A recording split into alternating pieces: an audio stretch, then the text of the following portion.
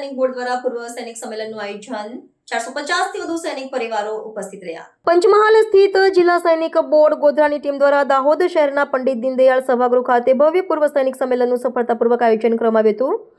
આ મહત્વપૂર્ણ આયોજનમાં પૂર્વ સૈનિકો, શહીદ જવાનોના વીર નારીઓ, દિવંગત સૈનિકોની પત્નીઓને ધર્મ અને યુદ્ધમાં ઘાયલ થયેલા સૈનિકો સહિત કુલ 450 થી વધુ પ્રતિભાગીઓએ ઉત્સાહભેર હાજરી આપી હતી.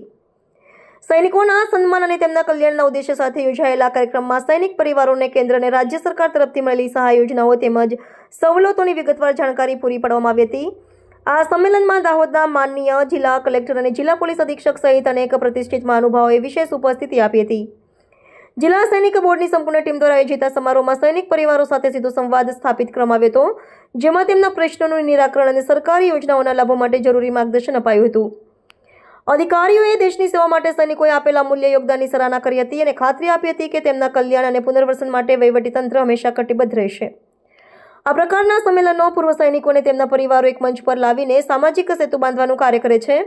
આ સંમેલન દ્વારા સૈનિકોના ઉત્કર્ષ માટેની યોજનાઓનો અસરકારક પ્રચાર પ્રસાર થયો હતો, જેનાથી જરૂરિયાતમંદ પરિવારોને સીધો લાભ મળી શકે છે. આ સમગ્ર કાર્યક્રમ વીર યોદ્ધાઓના બલિદાન પ્રત્યે કૃતજ્ઞતા વ્યક્ત કરવા અને તેમને સમાજની મુખ્યધારામાં સન્માનભેર સ્થાન આપવાના એક મજબૂત પગલા તરીકે પુરવાર થયો હતો.